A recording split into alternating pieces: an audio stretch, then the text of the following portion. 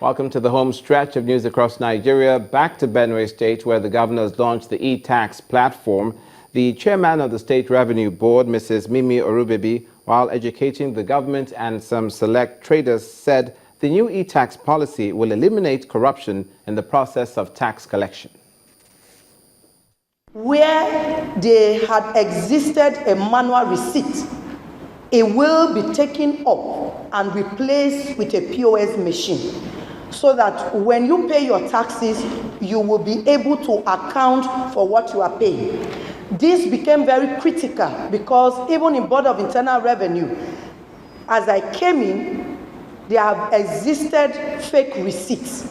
The people will have faith in what we are doing because they know that whatever is collected is not going to be wasted, but is going to be channeled through development purposes for the benefit of the people, not for the benefit of individual pockets in government or the governor.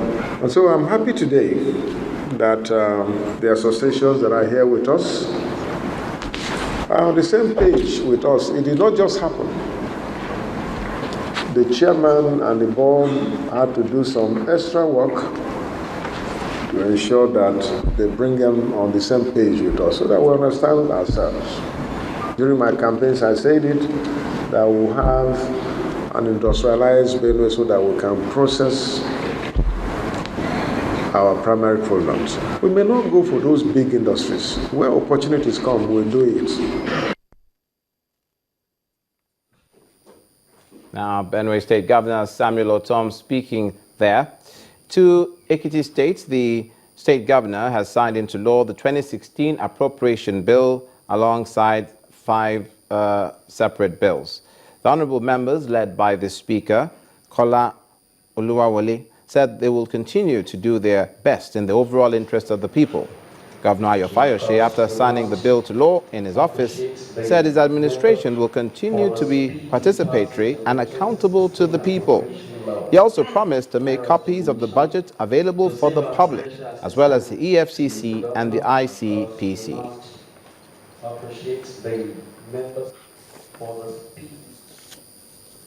And now to health, which affects several states of the Federation. All over the world, AIDS activists have taken up the fight to force down the numbers of HIV-infected people and improve the lives of those who are living with the virus. Not to be left behind, one of the activities in Nigeria, spearheaded by the National Agency for the Control of AIDS, NACA, and supported by SureP, is a series of free tests in several states of the Federation. There's a renewed drive in Nigeria to starve HIV/AIDS of its power, ignorance, discrimination, and poverty. Benue State is taking the campaign to the rural areas. The sound of drums brings the people to see what's happening. Testing for HIV/AIDS, and it's free. In almost every state of the Federation, men and women are being tested and treated free. There are other benefits thrown in, like blood pressure and sugar level checks, to detect if there is high blood pressure or diabetes. The ones that we can treat, we treat, and the ones that will be referred for further care. 2030 is the target year to get to 0 new HIV infections, 0 AIDS-related deaths, and 0 discrimination. Experts say information dissemination is the starting point.